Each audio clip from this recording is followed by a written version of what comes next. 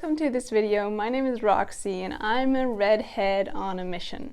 My mission is to inspire you to become the pilot instead of the passenger of your ride, both riding your bike but also of this ride through time, which we call life.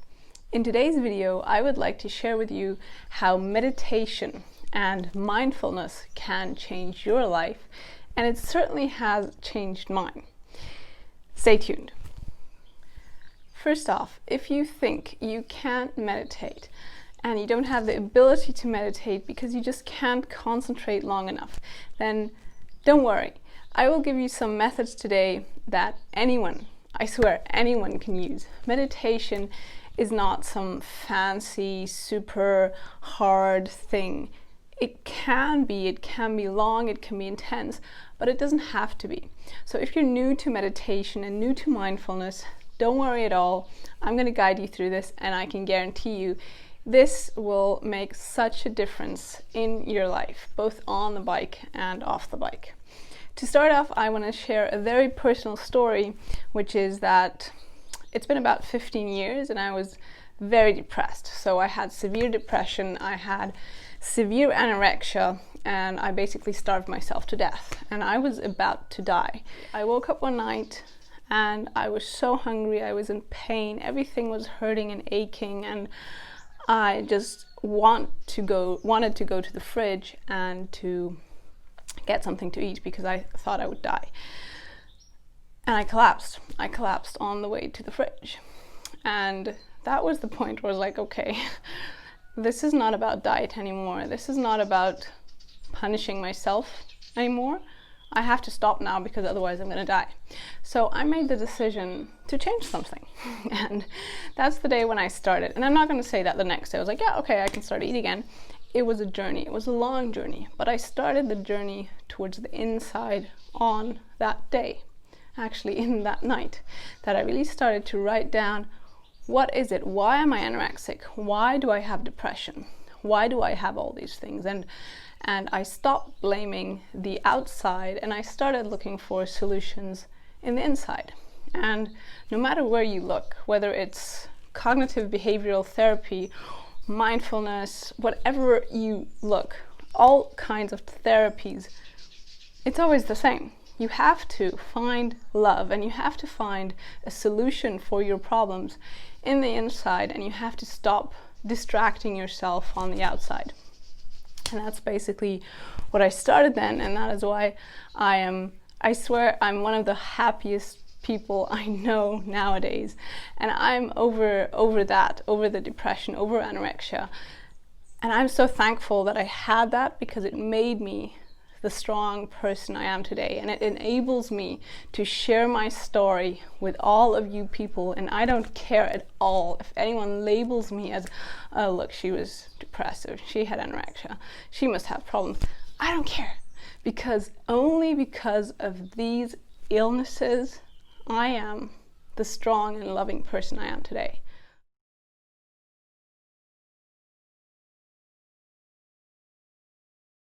And one of the biggest steps, one of the biggest building blocks in how I got out of it is mindfulness meditation. So I would like to share it with you today, because if you have depression or any eating disorder or anything or not, I am sure it can help you. If not, then it's also okay, but try it out. Just give it a shot. I would like to share a type of meditation, or maybe my interpretation of meditation with you, and see if it maybe resonates with you.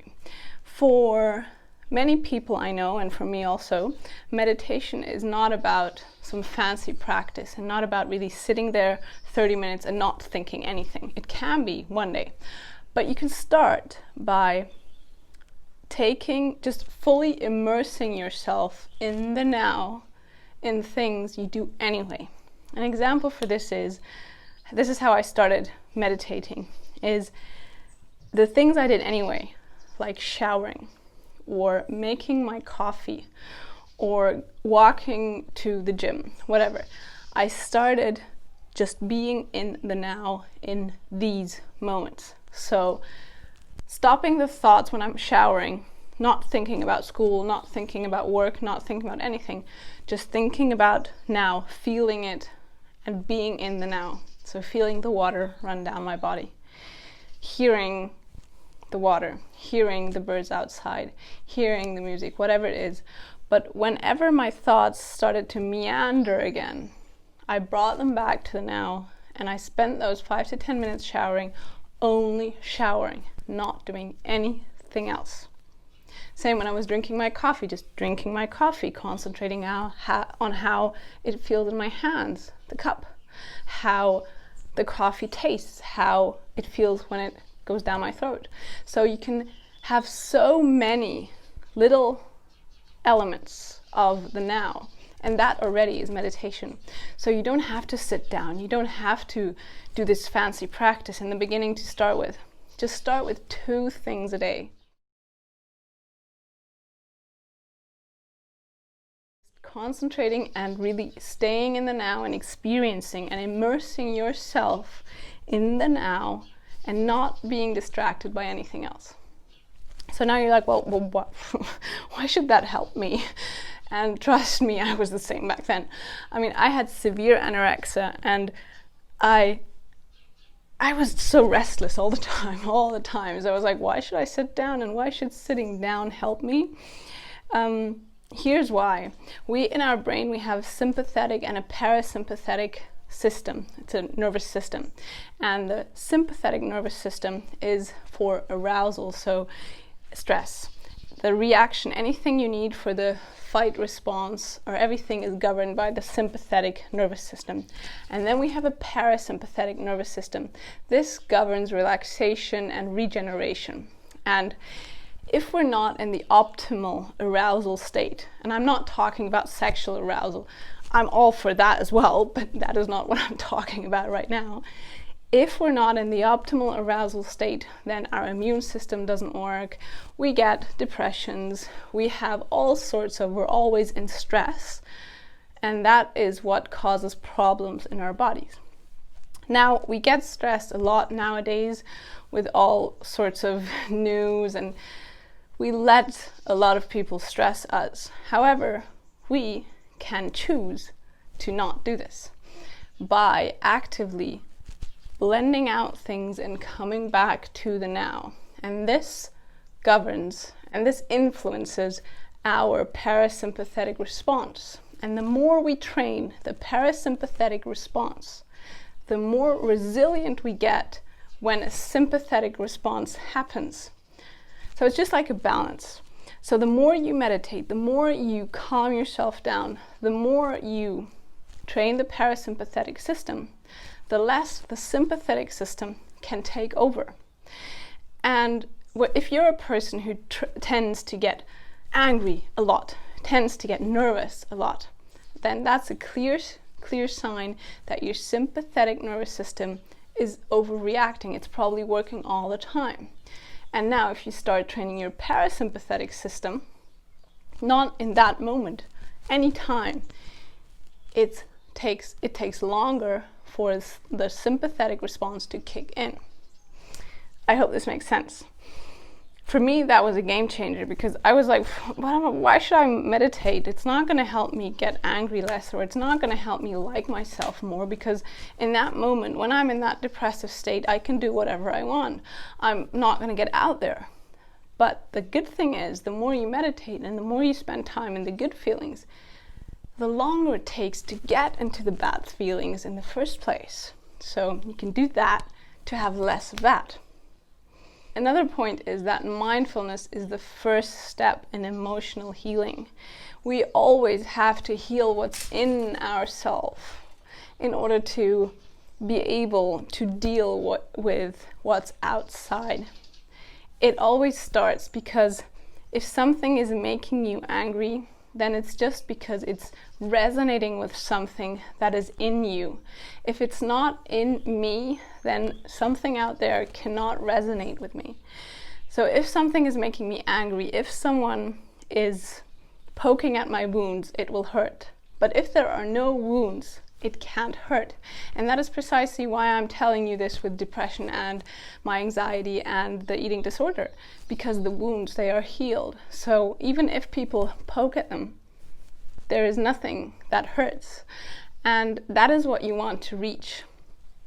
An example of this is if something is making you angry, it's not the person making you angry, it's your interpretation of what the person is doing that is making you angry.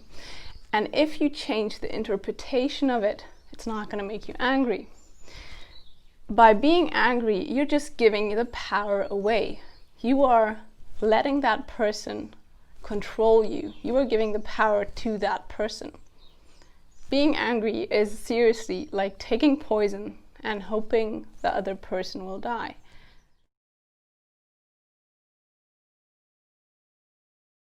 To sum it up, negative feelings don't hurt the person they are directed towards. They hurt ourselves. So if you're angry, you're not hurting me, but you're hurting yourself. So it's important to let go of these angry or negative emotions in order to experience healing and in order to experience happiness. And this applies to riding a bike as well as your way through life.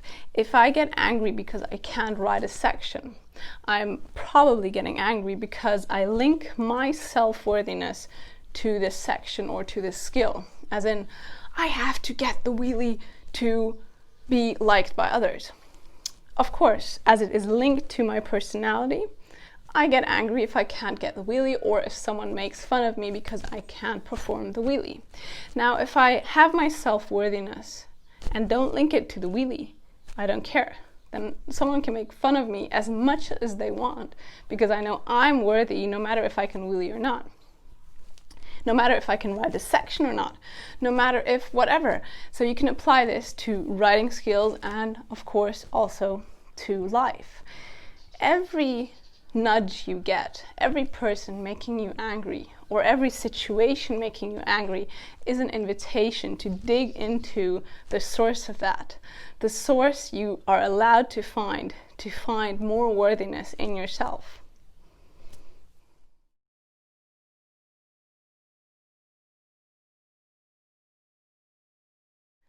So the easiest way to get into your parasympathetic nervous system and to calm yourself down in order to get an optimal arousal state, in contrast to an over-aroused state, is breathing. And this very easy breathing technique, you can use it on the trail, but you can also use it when you get stressed at work. And that is, you breathe in twice and you breathe out through your mouth slowly on a count of 5 to 8. So breathe in twice through the nose, and then you breathe out slowly through the mouth on a count of 5 or 8. By breathing in twice, you're pulling out more carbon dioxide from the blood, and by breathing out slowly through the mouth, you are suggesting to your brain that everything is fine. And this is the direct link to your parasympathetic nervous system, and you will calm down straight away. Do this 5 to 8 times, so breathing rounds, and you will feel a difference straight away. And you can do this every day. No matter if there is something going on or not, just incorporate this breathing into your daily life, and especially if you are feeling stressed, that you really concentrate on this breathing technique. Please do leave me a comment below what it changed for you and what it did for you. And then, if you would like, I have a guided meditation in a second for you, which we will be starting together. Just sit down, get comfy, and join me for a guided meditation which is related to mountain biking, but I would like to take you on a little journey. I hope you enjoyed this video. Stay tuned if you would like the guided meditation. Buy me a coffee if you would like to thank me. The Buy Me a Coffee link is below. Click subscribe and the little bell if you would like to get a notification for my next video, which is probably next weekend. See you again for that. Share with friends and goodbye. See you at the meditation. Sit down in a comfortable position or lie down, and if you feel like it, close your eyes. Just feel your body and feel how you feel. Hear what you hear. Just arrive in the now and embrace it. Now, direct your concentration to your feet. Thank you, feet. Thank you for carrying my weight every day. Thank you for staying planted on my pedals when I ride. Thank you for connecting me to my bike. You can now relax, feet. Thank you, calves. Thank you for enabling me to use my feet and ankles as I wish to. You can now relax, calves. Thank you, knees. Thank you for allowing me to bend my legs and to pedal up the hill. Thank you. You may now relax, knees. Thank you, thighs. Thank you for powering my pedal stroke and just working relentlessly on every climb and descent. You can now relax, thighs. I feel the tension leaving my thighs. Thank you, legs. I'm so grateful for being able to ride my bike. My legs are now relaxed. Thank you, buttocks. You are strong, and without you, I could not use my legs like I would like to. You may now relax. Thank you, core. You make me strong and connect my legs to the rest of my wonderful body. You can now relax. Thank you, chest. You carry and protect my heart. I am so thankful. You may now relax. Thank you, back. I now allow you to relax and let go of all the tension you feel. I am so grateful for my back. You may now relax. Thank you, arms and hands. Without you, I could not ride the trails the way I do.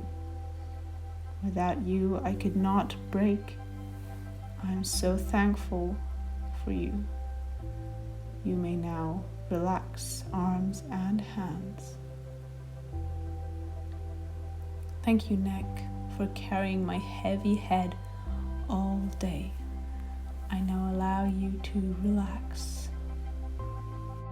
Thank you, face, for enabling me to show my emotions. You can now relax. If my jaw wants to drop a little, then that is totally okay. My head is relaxed. I am now relaxed from head to toe. And I am so grateful for every single of these body parts. This lovely body takes me to beautiful places. It enables me to ride my bike, and if it is giving me limits and pain, then I accept these. It is okay. My body is a wonder that I am grateful for. Now I direct my awareness to my breath. My breath is slow and peaceful.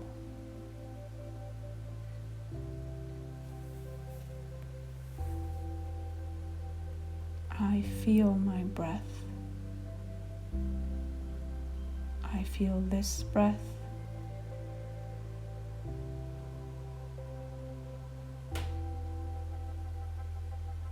And this breath.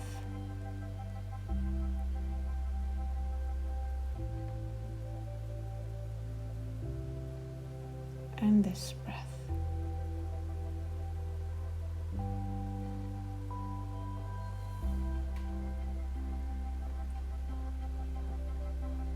I am now ready to return with more positive energy and calmness to the rest of my day or evening. Gently move your fingers and toes. Move your head and shoulders. And when you're ready, open your eyes. Thank you for joining me on this short meditation. Namaste, my friends.